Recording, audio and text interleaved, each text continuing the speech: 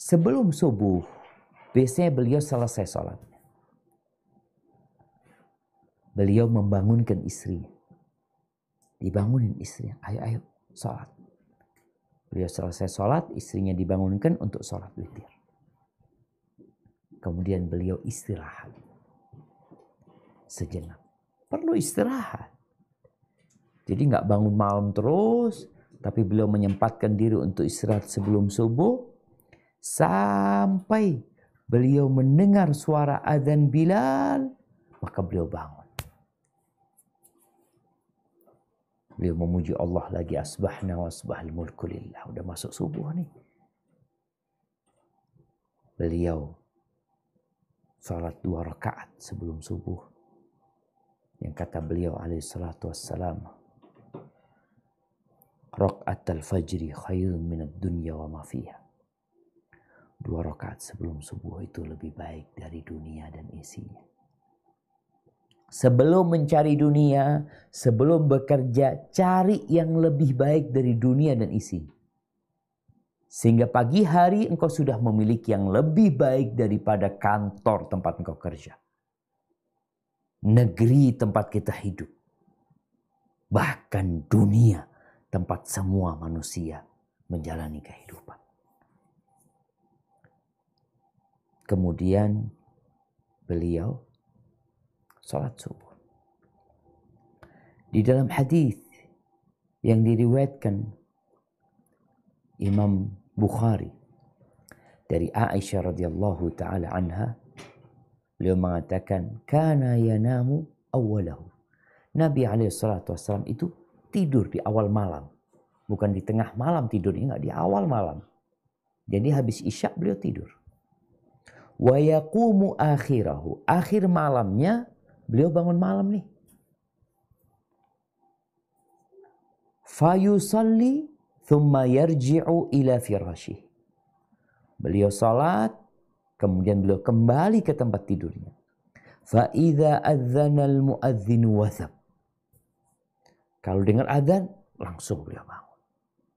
Dan kalau kita mau bicara bagaimana tidurnya beliau biasanya miring ke kanan. Menjadikan tangannya sebagai bantal. Ketika azan subuh beliau loncat. Fa in kana bihi hajatun ightasal wa illa tawadda'a wa kharaj. Kalau beliau punya hajat, beliau harus mandi, beliau mandi. Kalau enggak, beliau ambil wudu. Kemudian beliau keluar ke masjid untuk sholat. Kalau menuju masjid, beliau baca apa? Sebagaimana diriwayatkan oleh Ibnu Abbas radhiyallahu taala anhu. Beliau biasanya, ini hadis riwayat Imam Bukhari, kalau beliau keluar menuju masjid, beliau memulai juga berangkatnya dengan berdoa. Allahumma ij'al fi qalbi nura. Ya Allah, jadikan di hatiku cahaya. Wa fi sam'i nura. Allahumma ij'al fi qalbi nura. Wa fi lisani nura. Wa fi sam'i nura. Wa fi basari nura. Ya Allah, jadikan cahaya di hatiku. Cahaya di lisanku, cahaya di pendengaranku, cahaya di penglihatanku.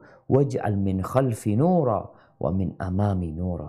Jadikan cahaya dari belakangku, cahaya dari hadapanku. Waj'al min fawqi nura wa min tahti nura.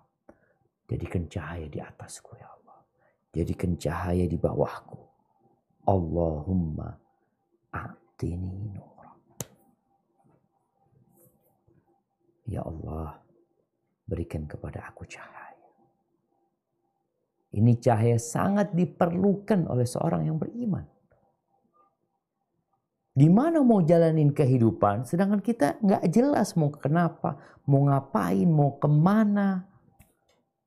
Tapi tatkala Allah berikan cahaya, insya Allah hari itu kita nggak salah jalan. Kemudian beliau masuk masjid. Karena memang rumahnya berdampingan dengan masjid, rumahnya Aisyah ya. Tapi rumah istri lainnya nggak bisa beliau seperti rumahnya Aisyah. Yang tinggal buka pintu rumah langsung tembus masjid. Enggak. Beliau kadang-kala bermalam di rumah istri-istri lainnya. Beliau berjalan menuju masjid. Beliau biasanya kalau masuk masjid membaca bismillah dan bersalawat kepada Nabi SAW sambil membaca doa. Allahumma ftahli abwaba rahmati. Ya Allah, bukakan bagi aku pintu rahmat-Mu. Pintu-pintu rahmat. Allahumma ftahli abwaba rahmati. Kalau keluar, beliau baca doa, Allahumma inni as'aluka min fadli. Ya Allah, aku memohon kepadamu dari karunia-Mu. Masuk masjid minta rahmat, keluar minta karunia Allah. Nah, kita mau kerja. Kita butuh duit. Ya. Kita perlu biaya untuk anak-anak sekolah. Untuk kehidupan kita. Maka minta sama Allah Azza wa Jalla. Seperti ini yang kadang-kala diremehkan oleh sebagian orang. Karena kerjaannya sudah mapan, dia sudah dapat jabatan yang tinggi, enggak pernah lagi berdoa minta sama Allah Azza wa Jalla. Sedangkan Nabi SAW selalu bergantung sama Allah Jalla Jalaluhu.